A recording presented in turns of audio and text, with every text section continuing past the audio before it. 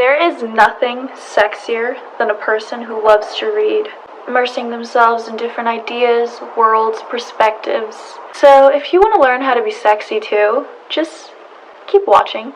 Alright, so in all seriousness, you guys, you know I love to read, but like everybody else in the freaking world, I get into huge reading slumps where I don't even read for months or just can't find a book good enough to hold my attention for long. So here are 8 books that have got me out of those reading slumps, made me fall in love with reading again, and I'm sure you guys will love too because I have great taste. Also, before I forget, please leave your favorite books in the comments because I will literally check out every single one of them and see if there's anything I'm interested in. Please. Don't mind me just having a little bit of banana bread. I'm hungry.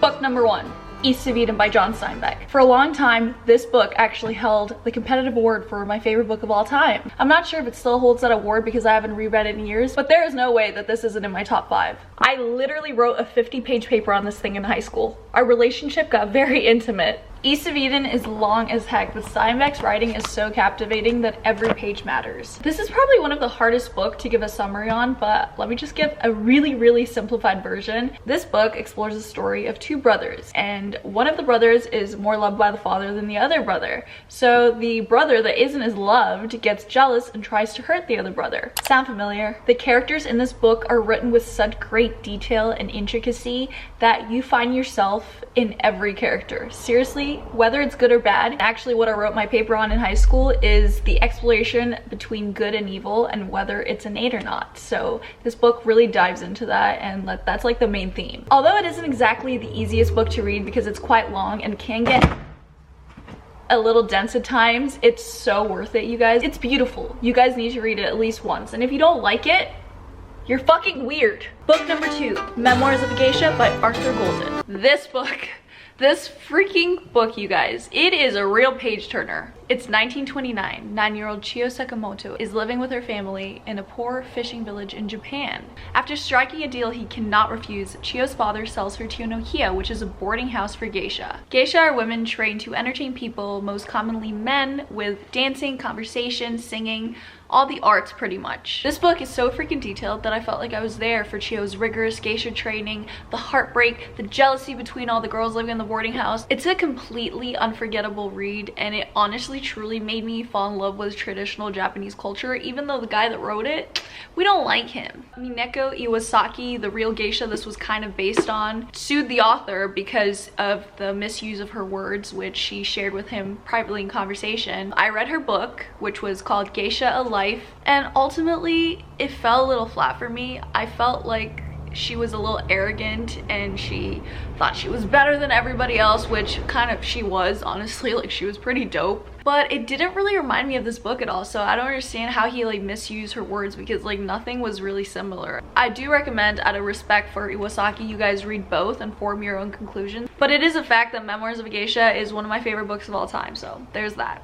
Book number 3, Homegoing by Ya Josie. This book is so important and powerful. Josie's words are like butter. They just flow together so well. The way she describes things, the details, you can smell it, you can see it, you can taste it. Her writing is astounding. Homegoing is a multi-generational saga following 7 generations, so 14 perspectives in total. As you can tell, it's not a very thick book, but somehow Josie manages to make everything very concise and clear for the audience who's reading it, and it's just such a talent she has. It all starts with 2 half-sisters, Afia and Essie, and one's experiences lead her and her family to slavery in America, and the other family is mostly going to be in Ghana. This book completely broke me. Like, any book about slavery is going to be very hard to read, and this is no exception. It's true to history, so there's going to be whippings, blood, racism, racist language.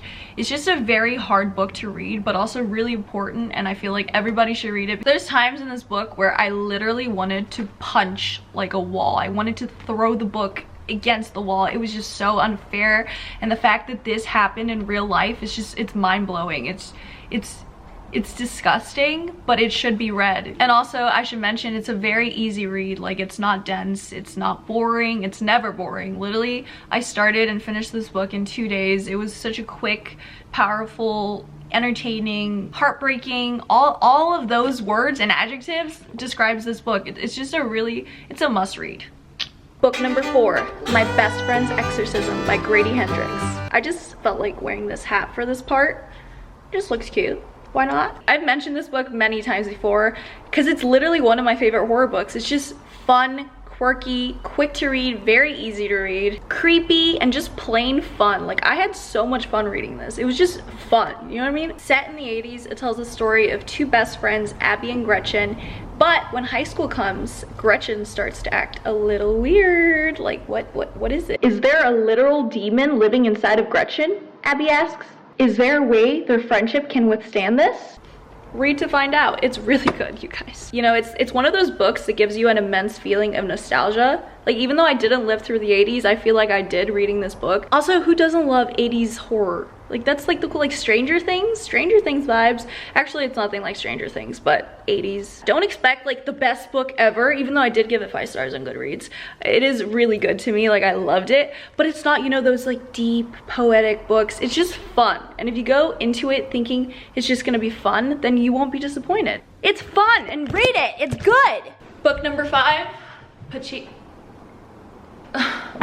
Book number 5, Pachinko by Min Jin Lee. I've also spoken about this book many times. It is one of my favorite books of all time, if not my favorite. I think about this probably once a day. I became so invested in these characters, let me tell you. Set in the early 1900s, Pachinko starts with following the life of teenage Sunja, who is the adored daughter of a crippled fisherman in Korea. One day, she meets a wealthy man who promises her the world, but when she becomes pregnant and finds out this man is already married, she decides that she will not be bought. It follows 4 generations of Korean family through the political turmoil of Japanese colonization, the hardship of war times, seeking a new and better life in Japan, and witnessing the home they left become divided into 2 countries they hardly recognize. By the way, if you guys don't know, Pachinko is a gambling device resembling a pinball machine that's very popular in Japan, and the business is mainly dominated by Korean Japanese, and you will find out why this book is called Pachinko when you read it. Also, I'm starting to realize that my favorite book genre now is historical fiction. It used to be fantasy, but it's definitely shifted. Book number 6, After Dark by Haruki Murakami. I don't have the book with me right now, but I read this book in one day. I just couldn't put it down. It was so good. I read this back in high school when I worked at a movie theater, and fun fact, I started reading that book when I had a shift that day, and on my 30-minute break, instead of going to get food like I usually did, I sat in my car and just read that book. If you guys are any bit familiar with the way Murakami writes, you know that his writing is very unique and takes you on a wild fucking ride. He always creates such a weird, whimsical, mysterious atmosphere, and you just never truly know what's going on, but you just go along with the ride anyway. His novels are usually very surreal and dreamlike and hard to explain, and this is that times 1,000. This whole book is set over the course of one night in Tokyo and follows Marie Asai, who is a 19-year-old girl student reading at Denny's. And you may be wondering, why Denny's? And I researched it, and Denny's is actually really cool and popular in Japan. Denny's is cool there, and the food looks great. Anyway, Marie Asai meets this other guy who's at Denny's, and he insists that he knows her sister Eri, who throughout the book is in a deep slumber,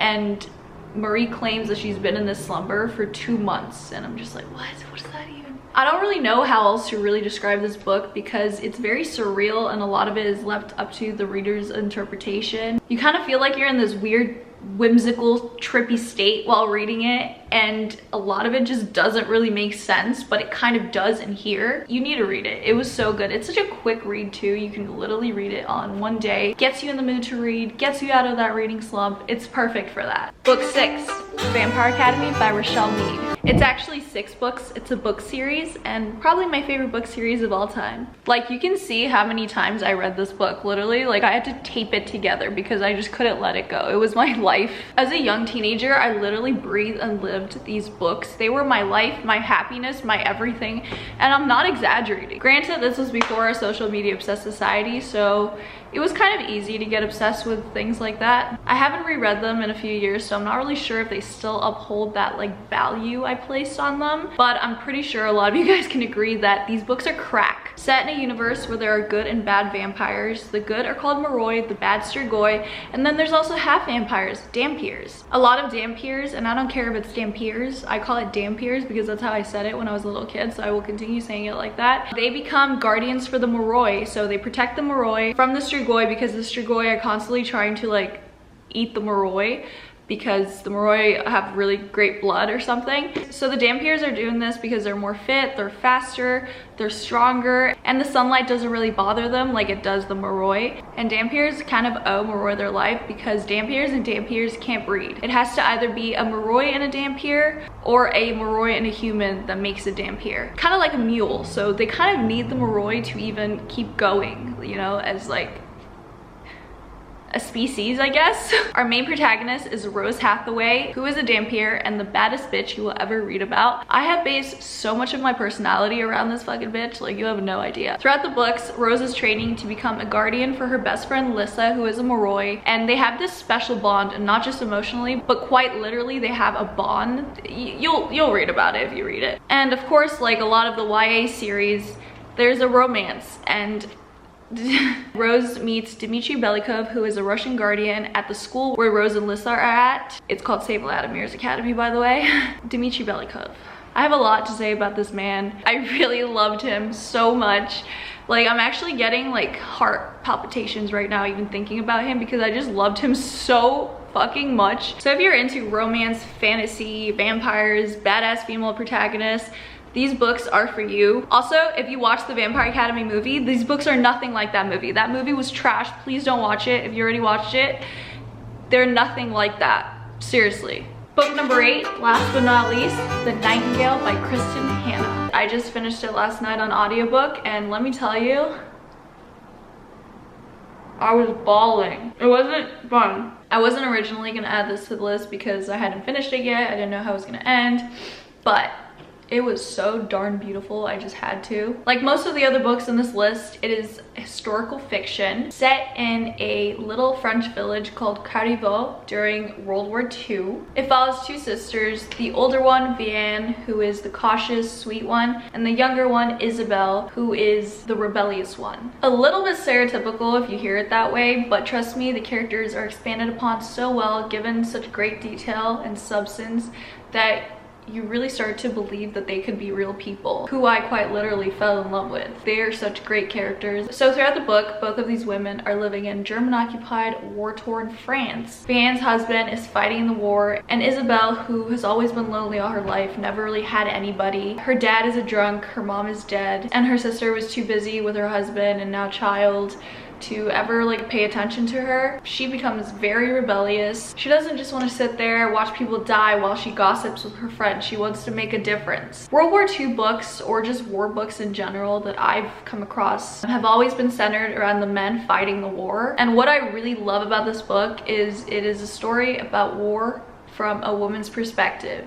Different, but just as terrifying. Vianne and Isabelle, together and independently, have to face these frightening situations with both caution and bravery. And to me, their stories really showcase the resilience and durability of women. I know it's not a true story, but there were so many accounts of real women in history doing stuff like this. No matter what circumstance was thrown at them, ultimately, they just wanted to do the right thing, each in their own way, but the right thing nonetheless, for their family, for themselves, for the people. This is the kind of book that when you're done, after you finish crying for 5 hours, of course, you sit there and think like, what would I be like in that situation? Like, there's no way I would have been that brave. Women and just people in general are so durable and resilient, as I mentioned, and we don't really realize how much we could withstand until it happens. So I hope you guys enjoyed these books that I told you about. I hope it gives you something good to read because it sure gave me a lot of pleasure and happiness in my life. Don't forget to leave me some book recommendations in the comments. You guys are very similar to me, so I know what you like, I will like. And thank you guys so much for watching, you guys. Like, it truly means the world that you guys watch my videos, comment, like me. That's weird, but thank you. Thank you so much from the bottom of my fucking heart. I will see you guys in my next video. Bye. What the fuck was that? Like, why? Bye!